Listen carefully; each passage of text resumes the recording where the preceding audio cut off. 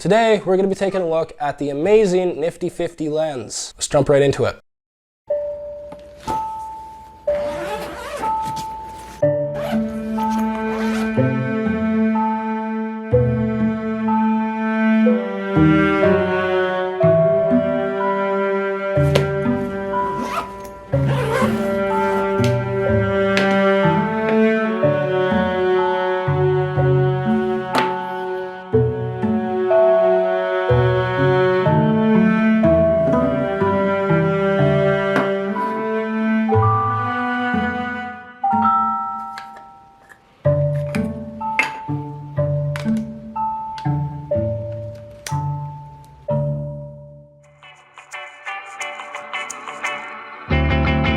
What is going on, everyone? My name is Matt Urban and welcome back to another video. So for those of you who don't know what the Nifty 50 lens, this is Canon's EF 50mm f1.8 aperture prime lens that is only $170 Canadian. That's unbelievable for not only any lens, but especially for a prime lens. Now, again, for those of you who don't know, a prime lens is essentially just the opposite of a zoom lens. It gives you that really nice depth of field because of its really fast aperture and shutter speed, so you really get that nice separation of background and foreground subject that creates that really nice bokeh in the image. And again, for those of you who don't know, a bokeh is just the background blur or the blurred out kind of areas around the subject in a photo. And when you're looking for a prime lens, this is an aspect that you're really gonna wanna have. Now, this is actually a lens that I carry myself on a day-to-day basis wherever I go and take my photography or my videography, because I love this lens so much. And I think once you see the capability that this lens has and how versatile it really is, then you're gonna wanna have it as your regular carry as well. So diving right into what this lens can do,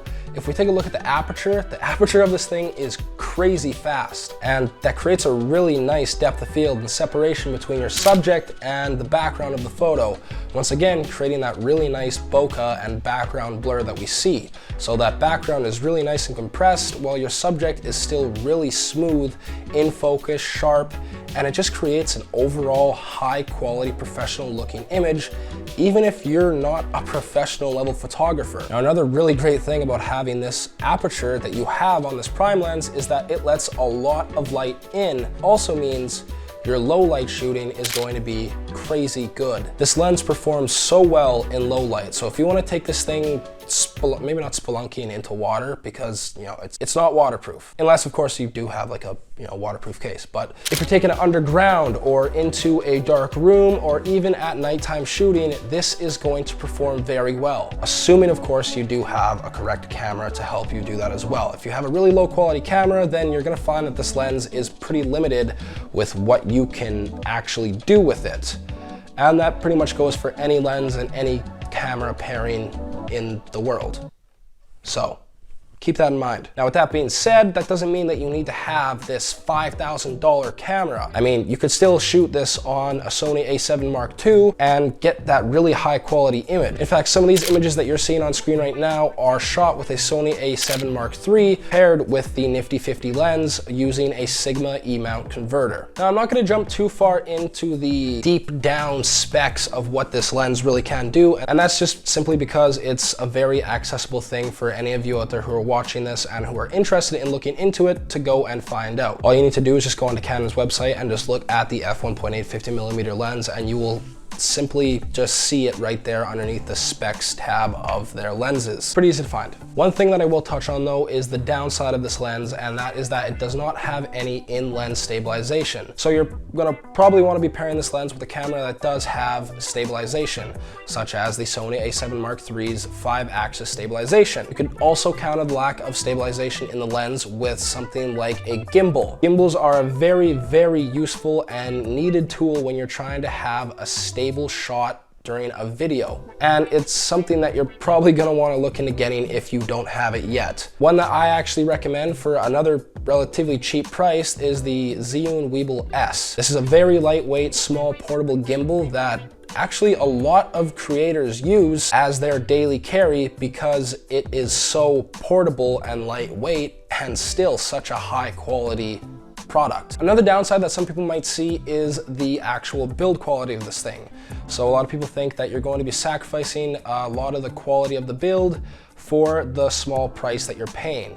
And while this might seem true, personally, I haven't had any problems with the actual build of it. Some people say that it just feels too plasticky and cheap in order for them to even use it. Some people say it feels like it's just gonna shatter in their hands. And some people say, oh, well, I dropped it from this high and it wasn't even that high and it just broke. In all honesty, from my personal experience, I haven't had anything like this happen yet, and I'm clumsy as shit when it comes to taking my camera and my lenses out of my bag. And I've dropped this thing probably about 3 or 4 times onto hardwood floor, carpet, dirt. It hasn't broken on me yet. And I'm gonna knock on wood, but yeah. And another thing about the build quality is you're actually getting a really nice metal mount for your camera mount side. And this is something that we haven't seen in the past with some of the lenses, where we actually instead had that plastic mount that was easily crackable or breakable whenever you dropped it or just did something a little bit too aggressive with it. Now this lens is actually a little bit older, as it has been out for quite a while now, but with that being said, just because it's a little bit dated does not mean that it cannot do the trick. This lens is still one of the top performing lenses that I actually have in my own camera bag, and like I said earlier, it's a super versatile lens, and it's really just been unbelievable for me. That's just my personal opinion though, and you can take it as you want it, but I highly recommend this lens to anyone and everyone who is involved in the creative arts of photography and videography. So with that all being said, I hope you guys found this video helpful, and I hope you also enjoyed it. If you did, be sure to smash that like button, be sure to subscribe, be sure to, help me out in a way you can, because it helps me out. So I will see you all in the next video I make. Peace out.